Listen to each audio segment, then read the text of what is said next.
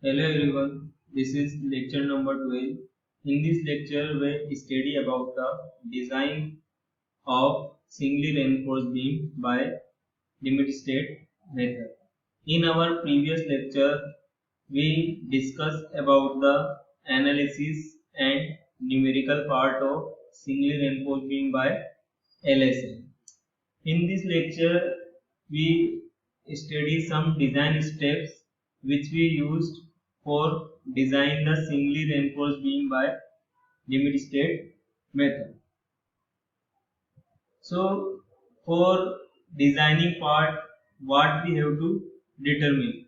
We have to determine the cross section of the beam and area of steel required for that beam. So here we write design of RCC beam consists of determination of following cross section dimensions, width and effective depth, and the overall depth and the area of tension reinforcement to resist the factored bending moment. And one thing, that is grade of steel and grade of concrete is taking prior itself, means it is given in our questions only. Now, how we find or how we determine this cross-sectional dimension and area of steel? For that, we have first step, write the given data. So first we have write the given data which is given in our problem. Grade of concrete and steel, effective span by assuming a trail cross section. Now effective span is depend on the type of beam. Means your beam is continuous beam, cantilever beam, or simply supported beam. So how we find effective span or effective length? This part we discussed in our previous lecture already. But if you want to know about the other beam also, because in previous lectures we discussed about the simply supported beam only, but if you want to know how we find the effective span or effective length for a continuous beam, for that you have to visit IS 456 2000. There some rules are made for finding the effective span and effective length. And second step is determine factored moment for design.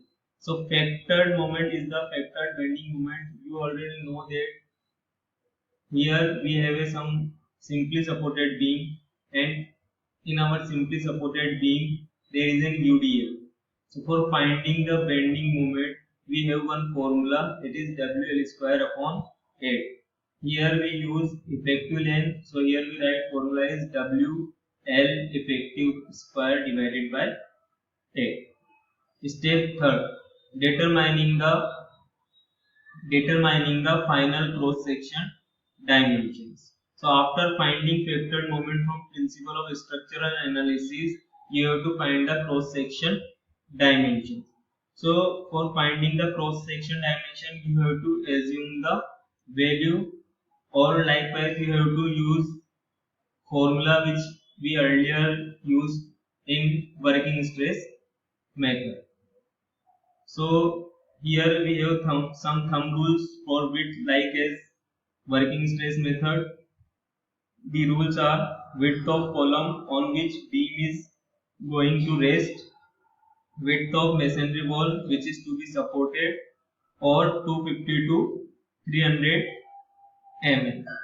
So after assuming the dimension, we have to check the dimension which we have used is correct for our section or not. So how we find that dimension is correct? For that we have used this formula, D is equal to root mu upon RB, where R is equal to 0.148 FCK, 0.138 FCK, 0.133 FCK. Means here R values depend on grade of steel. This value is for 250, this value is for 415, and this value is for 500. So from this formula we will find the depth and check the depth provided by us is sufficient for section or no. After finding this depth, you have find the overall depth. So for finding the overall depth, capital D is equal to D plus half into dia of reinforcing bar plus dia of stirrups plus clear cover. In our previous lecture, we studied that overall depth is equal to effective depth plus effective cover, and effective cover is equal to clear cover plus half dia of reinforcing bar. Here one term is come, that is the dia of stirrup. Why we include this dia of stirrup? See in our next slide. See, this is the section. This is called a singly reinforced section. At bottom we have provided the main reinforcement and top we have provided the secondary reinforcement.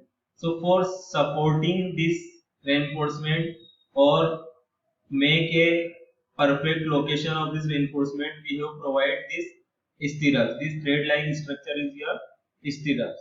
So these stirrups have some dia, means this is also a reinforcement bar. So it is maybe 6 mm or 8 mm.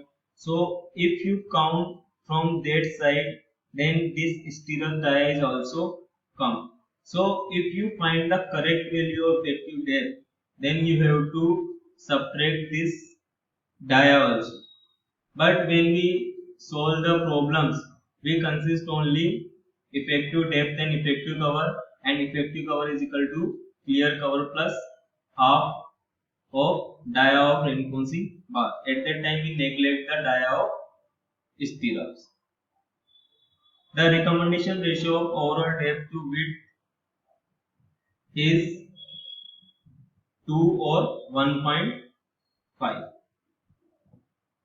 Now after finding the cross section dimension, last we have to find the area of steel. So for finding the area of steel, we should use the tension side formula, and the formula is 0.87 Fy AST D minus 0.42 XU. So with the help of this formula we will find. Maybe sometime happened we have two unknown values. So in that case, how we find that the value of AST? So you convert this XU in XU upon D form.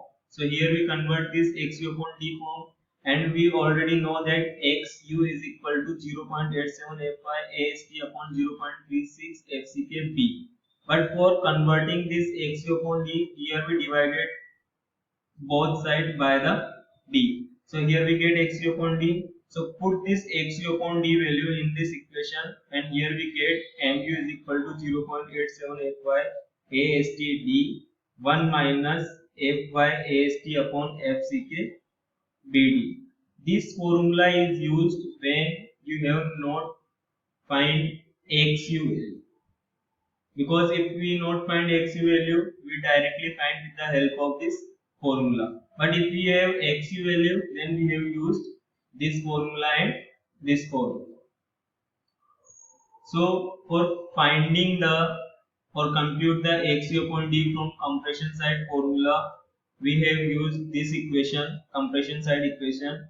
Again here we divided with D, and here we get, after solving this equation, 0.42 XU upon D square minus XU upon D plus MU upon 0.36 FCK BD square is equal to 0. So this is the quadratic equation. So with the help of formula we solve this quadratic equation, and finally we get XU upon D is equal to 1.202 big bracket 1 minus root 1 minus 4.598 F R upon FCK. Here R is the MU upon BD square. If we convert this formula in the PT limit form. So how we convert this formula in PT limit form? We already know that PT is equal to 100 AST upon BD. This formula we already discussed in our previous lecture. So PT upon 100 is equal to AST upon BD. So here AST upon BD we write as a PT by 100. So here we write 0.87 Fy. AST upon BD means PT by 100. 1 minus Fy upon FCK PT by 100. Now after solving this equation, again we get here quadratic equation Fy upon FCK PT by 100 square minus PT by 100 plus Mu upon 0.87 Fy BD square is equal to 0. So after solving this quadratic equation, we get here PT equation, that is the PT by 100 is equal to FCK upon 2Fy big bracket 1 minus root 1 minus 4.598 R by FCK. Here R is equal to Mu upon BD square. So if you have given PT value in your problem, then at that time you have to use that formula, PT formula. So these are the formulas for finding the area of steel. After finding the area of steel, we have to find the number of bars, because we provide area of steel in the form of number of bars. So for that we have to provide like 20 mm bar. So we have to find first 20 mm bar dia, means single 20 mm bar dia, and after that we have to divide area of steel by the single bar dia. So we get the number of bars of that dia bars. Now after finding the number of bars, we have to provide some checks that our design is safe or not. If our design is not safe, then we have to repeat the same process and change our cross section dimension.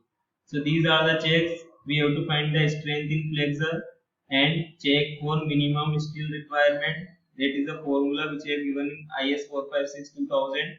AST minimum upon BD greater than equal to 0.85 upon Fy, and third one is the check for deflection control. These values we have given in IS 456-2000. So from that we have to take values and check that also safe in deflection or not. And last one is the detailing. The values you find with the above steps you have to show in diagram, because when structure engineer read the chart, he or she see only that diagram. With the help of the diagram they know about the reinforcement, number of reinforcement, dimensions of section and all. So you have to prepare detailing, means you have to prepare detailing diagram. So these are the steps which we used for solving the singly reinforced beam by limit state method. So this lecture is over. Now we meet again with our new lecture, in which we take one numerical problem based on design steps. Thank you.